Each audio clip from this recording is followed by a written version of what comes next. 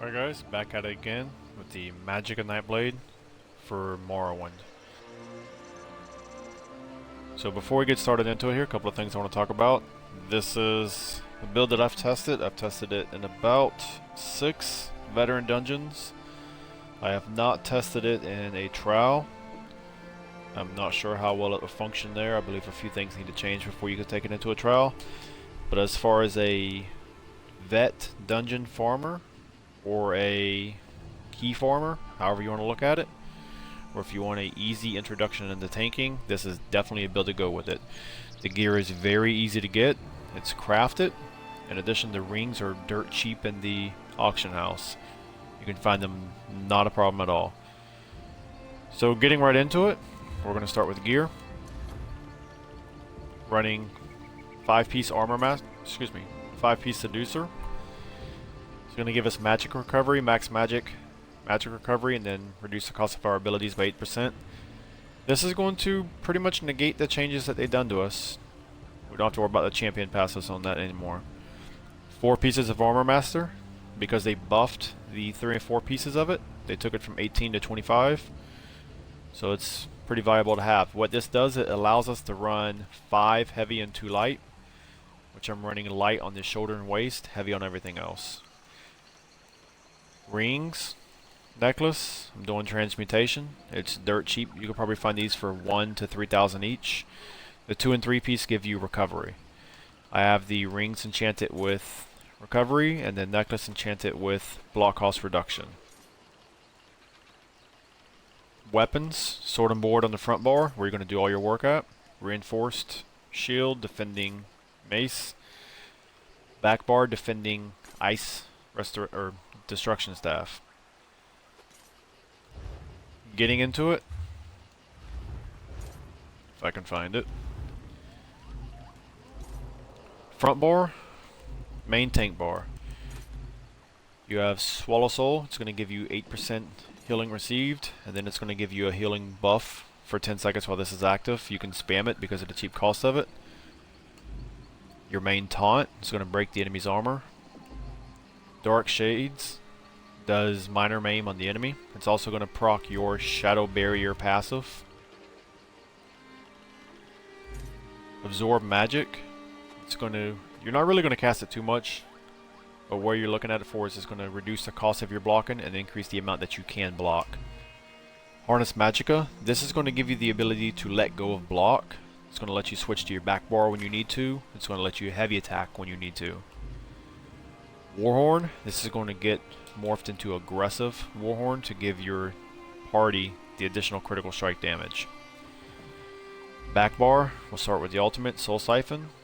It heals like a truck. And it gives them major fatality, so it's going to let you or your healer help out when need be. Leeching Strikes. Your light attacks are going to give you 1700 health. Pretty good. You're not going to use this too much. What you're really looking at this skill for is the 4200 stamina when the effect ends. You can cast it again if you want to end it. You won't get as much stamina, but you'll still get some back. Mirage, 15% dodge chance, and it's going to give you physical and spell resist of 1300. So just helping out your mitigation a little bit. Refreshing Path. Slight heal, take a little bit of pressure off your healer, but you're also, this is another shadow ability to where it'll proc your Shadow Barrier passive. This is going to get morphed into Elemental Drain, so that way you can put minor magic steal on the enemies, so that way you and your allies can get back 300 magic a second while you're attacking them. Sap Essence, you're only going to use this when you need to heal yourself or heal allies. It does heal for quite a bit, it's saying 1200 each, but when you have that 1200, let's say you're hitting 5 enemies, so that's going to be about 2400. Plus you're going to have the 874 healing off of this. And if you light attack weave it, you're healing for an additional 1700 on top of the 2400 that Sap Essence is going to give you. So you can keep yourself alive, you can keep your team alive, but this back bar is really just used for utility, and it's also used for heavy attacking to get back Magicka. Front bar is where you're going to do all of your work at. As far as the class itself, we are running Tri-Stat Food, and we're running the Ultra Mundus stone. We are a vampire, so that way you get the additional Magicka recovery, and then it's gonna, when you're under 50% health, you're gonna take a lot less damage. Don't worry about the fire damage, because when you're under 50% health, it negates it plus some. CP, there are a few things that are mandatory, but there are some things that you can move around and flex on it. Green tree, as far as mandatory, you want 12% Arcanist, you want 10% Tenacity, and you want 25% Shadow Ward. Whatever points you have left, you can put them in whatever you feel fit. I did Warlord because I like to break free for a little bit less. Blue tree, you want 10% in Blessed, 25% into Elfborn. This is going to help out with your heals. And then from there, you want 30 points into Physical Weapon Expert, because you want repost, and you are going to be light and heavy attacking a little bit with this build, not too much, but this will help you out. And then the rest of the points you can put wherever you want. I did Elemental Expert, and I did Master at Arms, because all of my abilities that I'm casting are single target. Red tree, mandatory, you want Ironclad, does 20% reduced damage from single target abilities. This is pretty amazing in a boss fight. It's a notable difference. The trash seem to do a little bit more damage to you with their cleaves and whatnot, but in a boss fight, you stay alive a lot longer with this. 43 and 43 in Hardened Elemental Defender, these did take a nerf. And then 23 into Thick Skinned. This is going to help you out a good bit. They did buff this, so it's less points for more effect of it. 33 into Quick Recovery.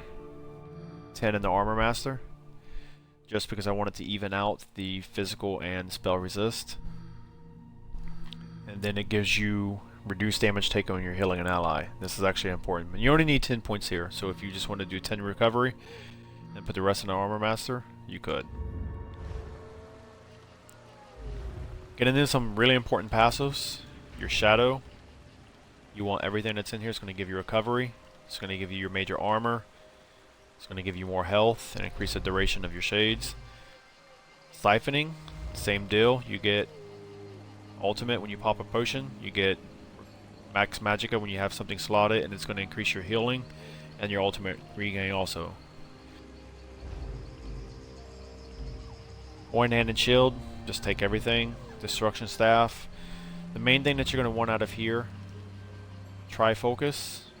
It's going to make your blocking cost magic, so just in case if you run out of stamina, you can flip around and block out of magic. Then you're going to want Arcane Knowledge, because it's going to reduce the cost of your blocking and the amount that you can block.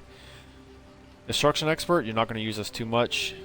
You might luck out and get a kill with a heavy attack or light attack, in which case you'll get back some magic on. You want the first 3 in light armor, because it's going to give you more recovery and reduce the cost of your spells. You want everything in heavy armor, of course. Vampire, what's really important here is just the supernatural recovery, and undeath is what's important out of this. And then all of your passives, of course. We are a high elf, because it is giving us the extra magic recovery and max magic, but in Arconian we do just as good.